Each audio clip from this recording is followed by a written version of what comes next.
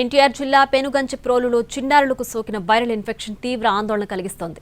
కాళ్లు, చేతులపై బొబ్బలతో తీవ్ర అనారోగ్యానికి గురయ్యారు పలువురు చిన్నారులు.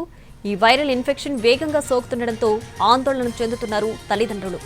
జిల్లా వైద్యాధికారిణి ఆధ్వర్యంలో వైద్య బృందం పెనుగంచిప్రోలులో పర్యటిస్తోంది. చిన్నారులను విజయవాడ ప్రభుత్వ ఆసుపత్రికి తరలించి మెరుగైన చికిత్స అందిస్తున్నారు. ఎన్టీఆర్ జిల్లా పెనుగంచిప్రోలులో చిన్నారులకు సోకిన వైరల్ ఇన్ఫెక్షన్ తీవ్ర ఆందోళన కలిగిస్తోంది. కాళ్లు, చేతులపై బొబ్బలతో తీవ్ర అనారోగ్యానికి గురయ్యారు పలువురు చిన్నారులు.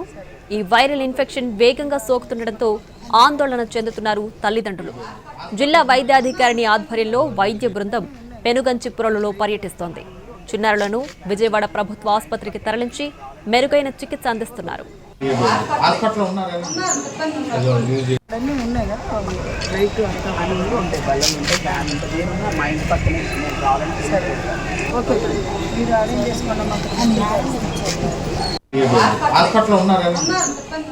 ఎన్టీఆర్ జిల్లా పెనుగంచిప్రోలులో చిన్నారులకు వైరల్ ఇన్ఫెక్షన్ తీవ్ర ఆందోళన కలిగిస్తోంది. దీనికి సంబంధించి పూర్తి డీటెయిల్స్ మా ప్రతినిధి శ్రీకాంత్ ఫోన్ లైన్ లో అందిస్తారు. శ్రీకాంత్, ప్రస్తుతం చిన్నారులకు సోకిన ఇన్ఫెక్షన్ కి సంబంధించి ఏమైనా వైద్యాధికారులు నిర్ధారణకు వచ్చారా?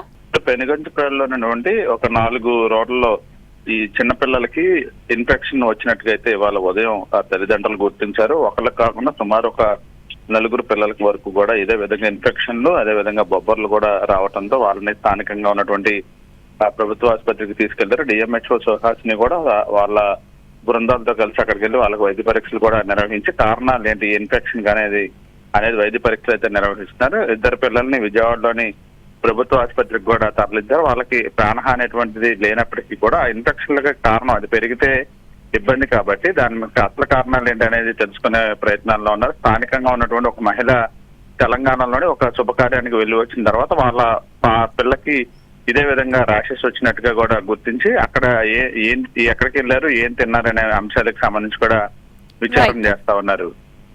Right Srikanth, thanks for the updates.